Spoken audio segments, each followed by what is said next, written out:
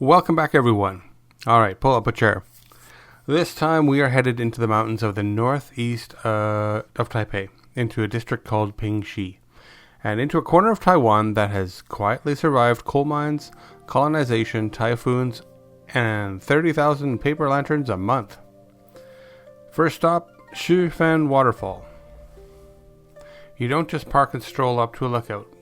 It starts on the first suspension bridge following the Keelung River, through greenery that gets thicker and quieter the further you go. The river beneath you is a strange, translucent green. You pass along Yanjingdong Waterfall on the way up to a set of stairs. The name translates to eyeglass hole waterfall because of the eroded shapes at the base that look exactly like a pair of glasses. Nobody told me this before I went, which is a shame. Then you cross the Guanpu suspension bridge, and if you time it right, the Pingxi Line train will rumble across beside you, probably scaring the crap out of you. The bridge has been there since 1921. The Pingxi Line was originally constructed during the Japanese colonial era to transport coal from the local mines. Now it carries tourists. I'm going to start adding some of my photography into the vlogs because I didn't carry this big giant camera around for nothing.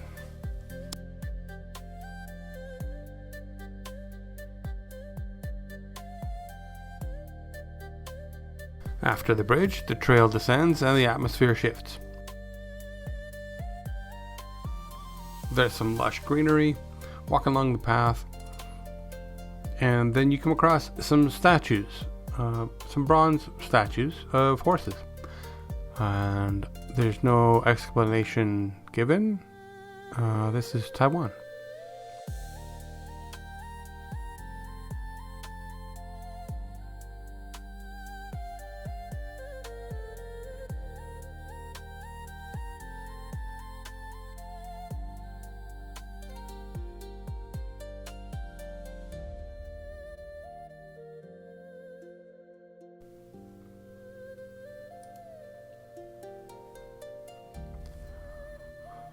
Walking along here, you also see some bigger statues of horses, and then there's a clock tower, and I really don't understand why there's a couple of steps to a clock tower.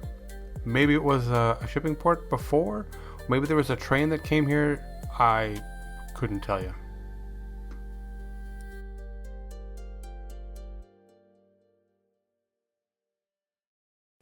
And then you come up to a Buddhist Hindu temple with some little statues on the bottom or on the ground there, which are little tiny elephants and some bigger elephants made of stone, common in that kind of a temple.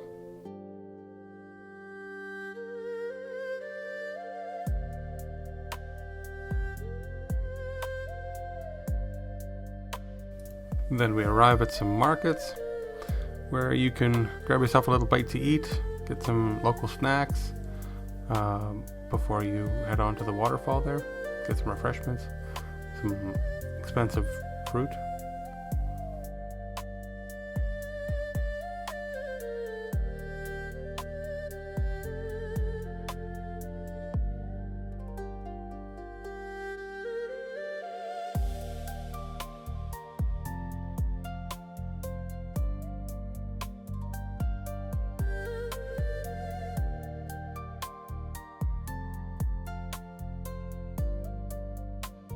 But first you come to a cute koi pond.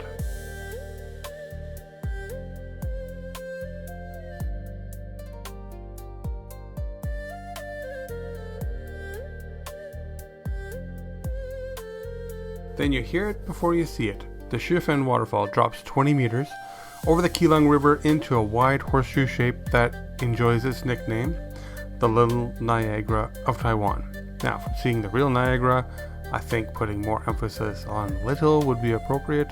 Don't get me wrong, it's a beautiful waterfall, just that Niagara sets a different tone for me.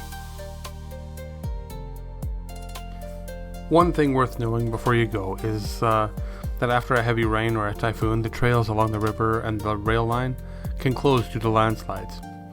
We went right after a typhoon and had come through, and a few locals told us to wait, and we did for a couple of days. We didn't fully listen. There was a couple of spots closed, and the ground was saturated. Some of the trails were slick, in some ways that made the walk interesting in the wrong sense. Check the weather, check recent closures, and when the Taiwanese locals tell you to wait a few days, maybe listen to them.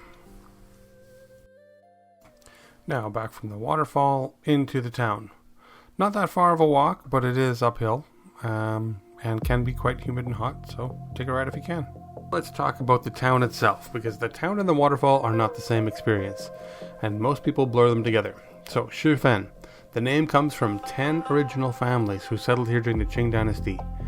Each shipment of goods that came in from the town was divided into 10 portions. Shi meaning 10, Fen meaning portion. 10 families, 10 shares, a practical name for a practical people in a remote mountain valley. It stayed for a long time, and then the Japanese came. During the Japanese colonial period, coal deposits were discovered in the Pingxi district in the early 1900s, and the Pingxi Line Railway was constructed in 1921 to transport that coal out of the mountains.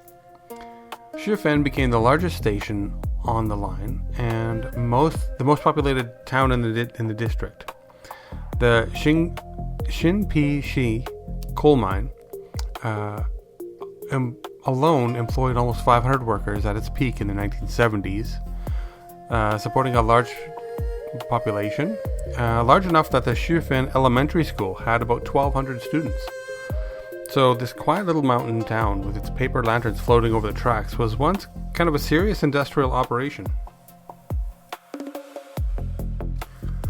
Miners lived in the company-built housing near the tracks, and the railway transported not only coal, but also people, connecting mountain labor to port cities.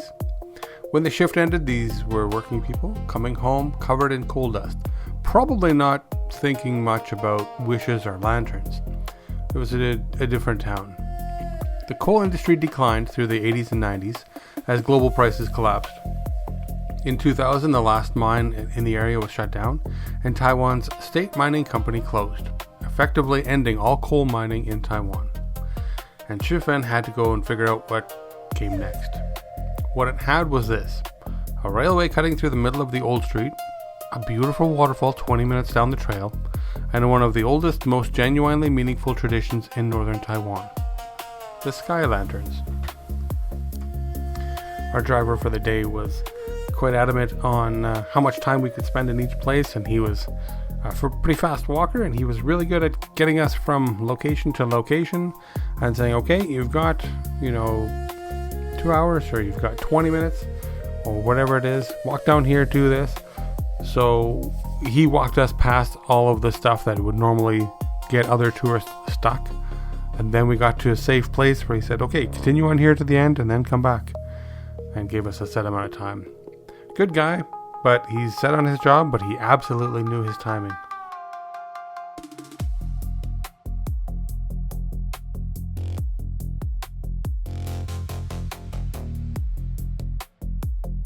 If you want one piece of advice for a better version, and just keep walking where we are walking here to the end, and keep going.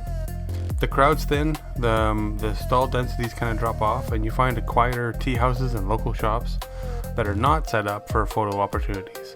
That's where it starts to feel like a place where people actually live.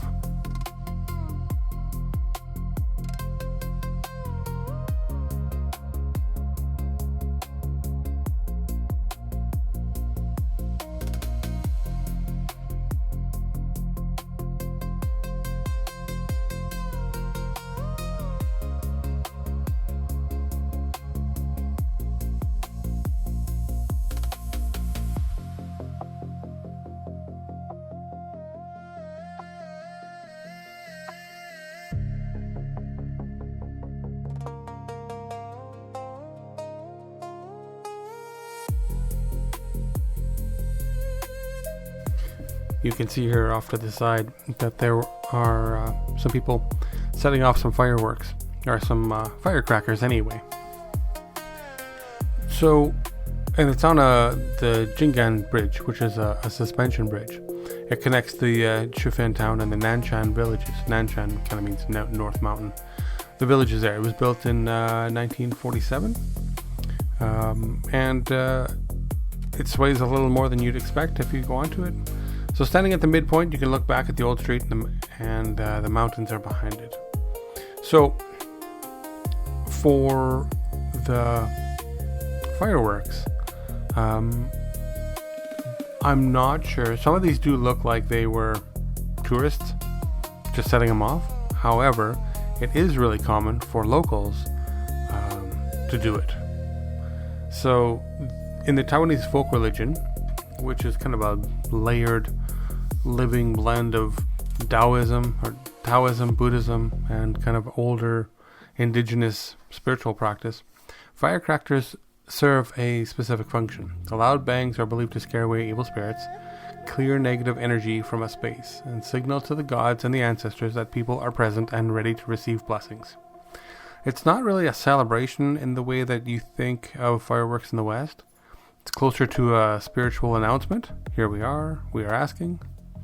In the Chinese tradition, bad luck is understood as a stagnant thing. It clings to the corners and shadows, so a loud enough sound, the belief goes, can shatter that stagnation, clearing the air, so that good fortune can move in. And a bridge makes particular sense for this. So the Taiwanese folk beliefs in transitions or doorways or thresholds, the crossing from like one place to another, are spiritually charged moments. A bridge is a literal in-between space. You are not on one side, not yet on the other, and it's the kind of liminal place that you would want to clear the air, set intention, announce yourself for whatever forces are paying attention. So it looks to us, or to me, like it's someone just casually setting off firecrackers in the tourist area. Might very well be someone actually performing a small private act of devotion at a threshold point. And that same logic that also puts incense outside of temple gates, puts the firecrackers at the entrance to a new business on opening day, and that's filled Taiwanese streets with smoke and noise ever since ever since significant passage for centuries. So yeah, I mean, this is common. You see it every day. You see it even over here.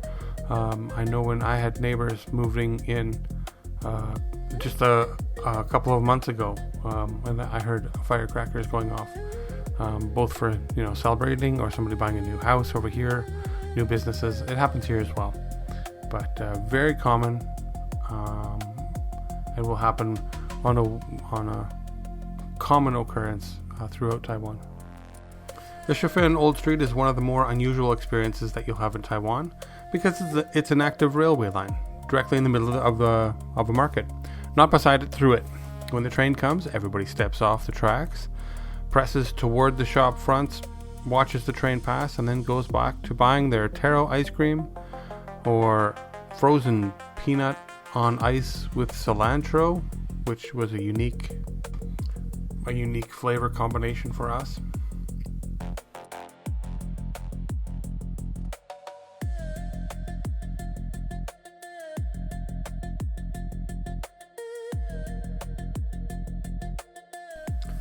The tradition has its roots, again, in the Qing dynasty, when the local villagers would flee into the mountains during bandit raids.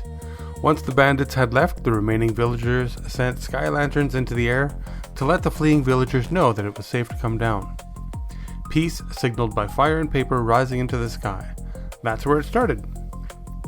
It evolved in the mining era too. In the mining communities, lanterns became a way to communicate safe returns from shifts underground. If your husband or your father went down to the mountains in the morning, a lantern going up in the evening meant he was coming home. The weight of that is something that you feel when you hold one in your hands, even if you're just a tourist writing something optimistic in marker. We were there in the afternoon sun, and the people around us were writing wishes in Chinese characters on all four sides of a lantern. Vendors, told us each color had a meaning. Red for luck, yellow for wealth, pink for love, green for health, orange for academic success. We didn't pick our colors. We just watched others and watched them go.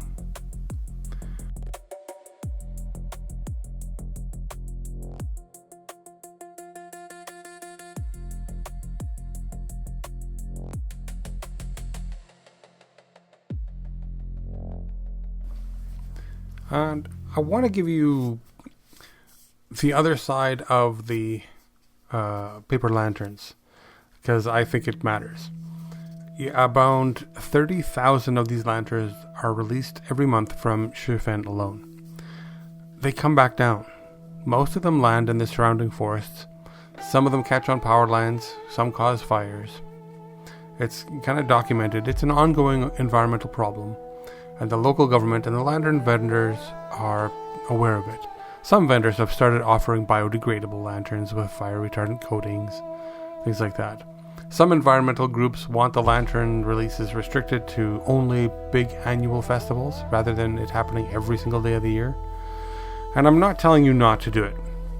We didn't, but could easily have been convinced to do it. It was just something that we just didn't feel the need to do. But I think when something like this is this beautiful and it's culturally meaningful, you owe it the honest version. So if, which is 30,000 lanterns coming, back down into a forested mountain district, it's kind of real tension. So it can be a bit of an issue. Something to be mindful. I know that there have been other people who've kind of documented them. If you go hiking in the mountains, just seeing remnants of stuff. They are taking it more seriously. It's becoming less and less impact than it had been, but it's also been happening for a long time.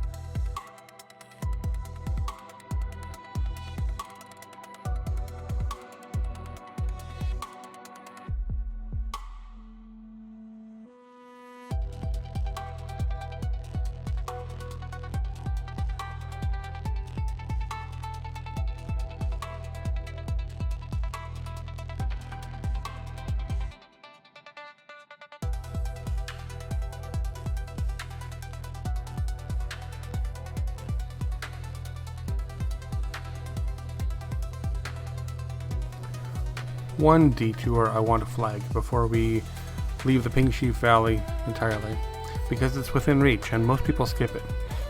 In here is also the Taiwan Coal Mine Museum near the Shifen station.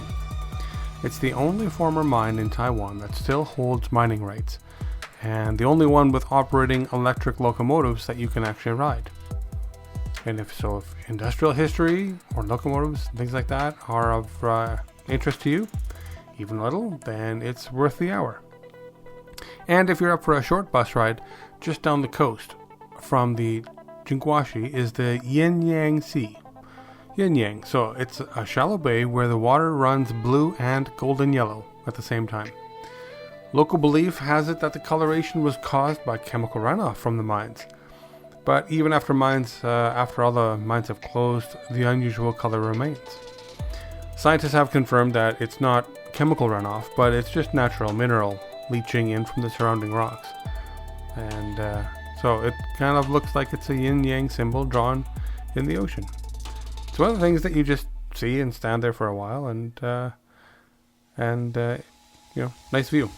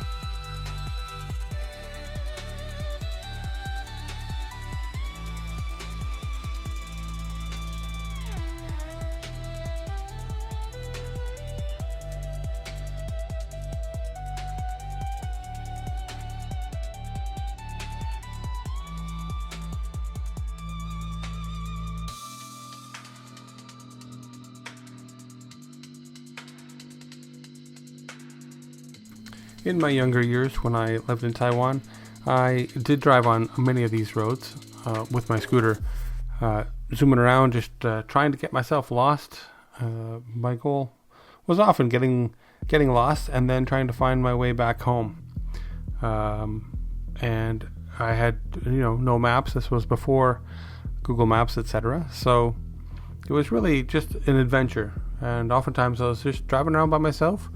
And I always know that these roads can be really quite dangerous. There are big trucks, big buses, and not every car is paying attention around. And you can see how curvy these roads are. They're quite dangerous, especially in the evening.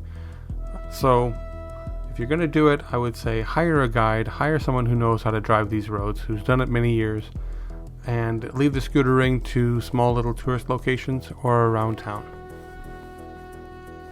Okay, let's get into Jiufen. Jiufen, you remember Shifen? Shifen was called 10 families. Jiufen, Zhou is just 9, so it's one less. So Jiufen at night, it's one of those places that earns every bit of its reputation and then humbles you with the chaos of getting there. First walking up here, we got caught behind a loud tour group, and we just pushed past them, then deeper into the old street, and this is where kind of Jiufen starts to reward you. Push past the main crush, then there's tea houses, with paper menus, staff who will sit you down, bring you some oolong tea, some small dishes, and an amazing viewpoint to look out. Taro balls and sweet ginger broth, peanut rolled mochi. Food specific to this place and not available in a nicer version somewhere else. One architectural detail worth keeping an eye out for is the Shunping Theater on Chinbing Road. It was built during the Japanese occupation, features 1930s and 40s architectural elements, and has been used in a number of these films. You'll get a shot of that, I think, at the end.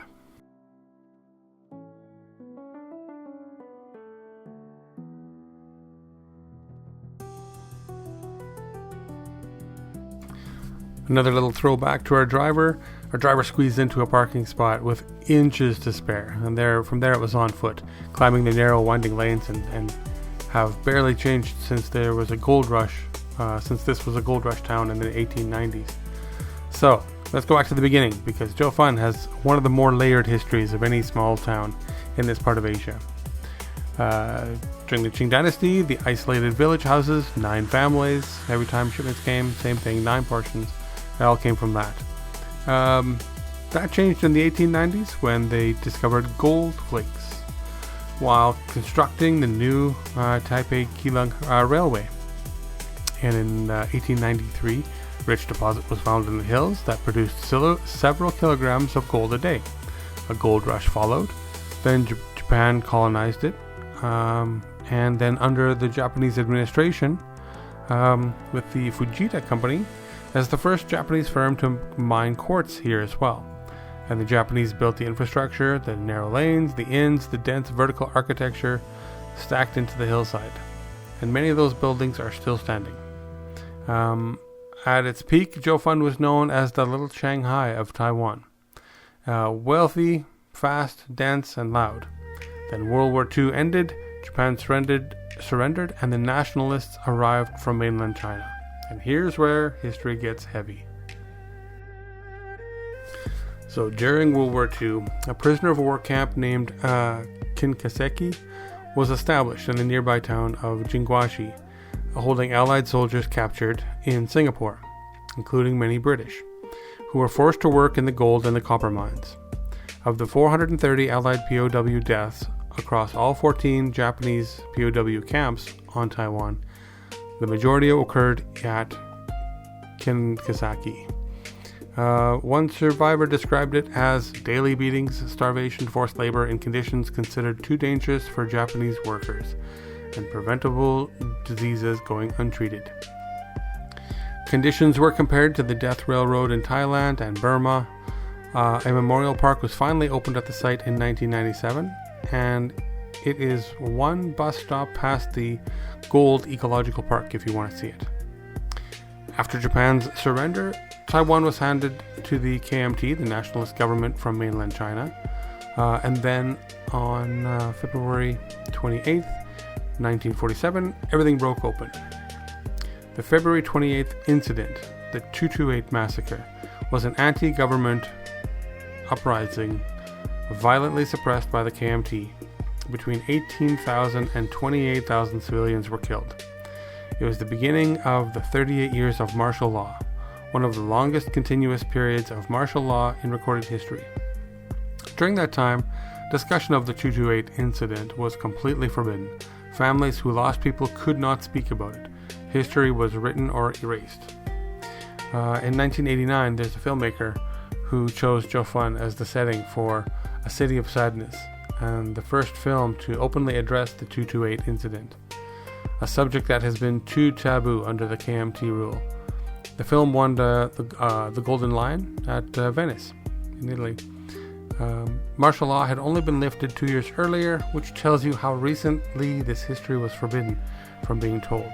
The film was shot in Jiufen because of the town's isolation and the hillside communities.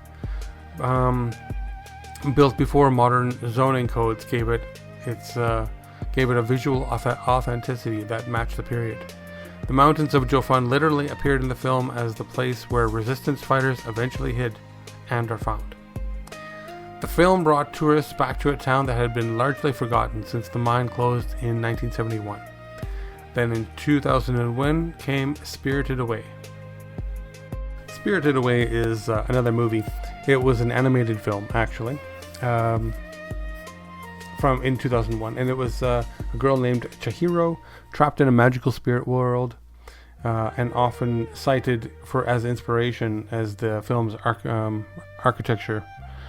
Although the director denies it, the images that are in there are basically identical to the winding old street, lined with red lanterns and steep, narrow staircases.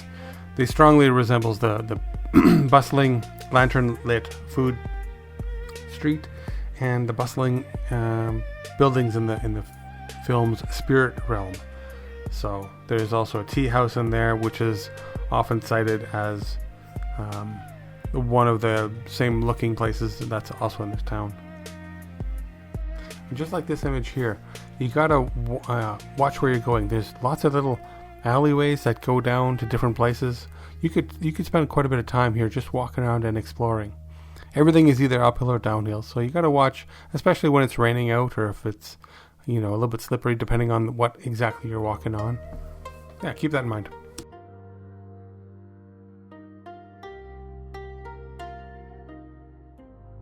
Lots of little shops with crafts and artsy stuff. Lots of different things of different kinds of food. A lot of stuff, if you don't know what you're looking at as a foreigner, can be a little bit intimidating, and you really don't know what to do. Do I buy it? Is it good? Is it nice? It's kind of all over the place. So they do offer quite a few samples as you're walking around, which is a nice thing. And then you just continue on your way. Someone got suckered into going into a candy store. However, we walked around and decided we didn't need candy. These clearish suckers that you see right in front of you brought me a bit of a flashback. What it is it's a sugar syrup, a clear sugar syrup around the outside. And then I was excited to try this back in my younger years, and I tried it. And what's in the middle of it is a super salty, dried plum. And for me, that was just one more of those experiences where you never know what you're going to get. You never know what to expect. It looks like one thing, and it always tastes or ends up being something different. Which, like everything else in traveling, you can either take it as a bad thing, or you can just take it as, well, that's different. I hadn't expected that.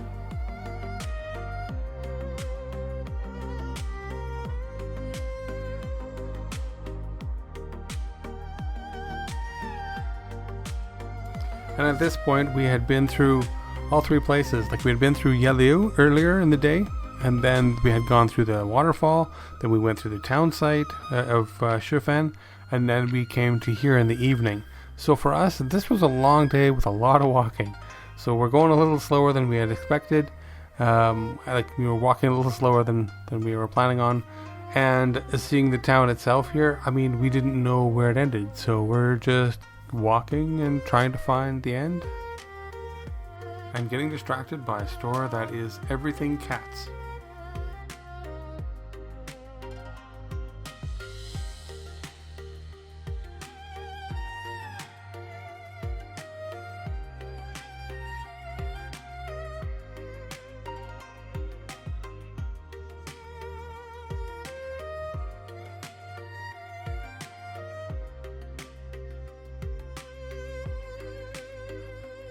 I had said earlier that this was going to be, that there's a theater at the end. It's not a theater, this is actually the Shenming Palace that you're going to see here. And it's an active worship place. So it's an active temple.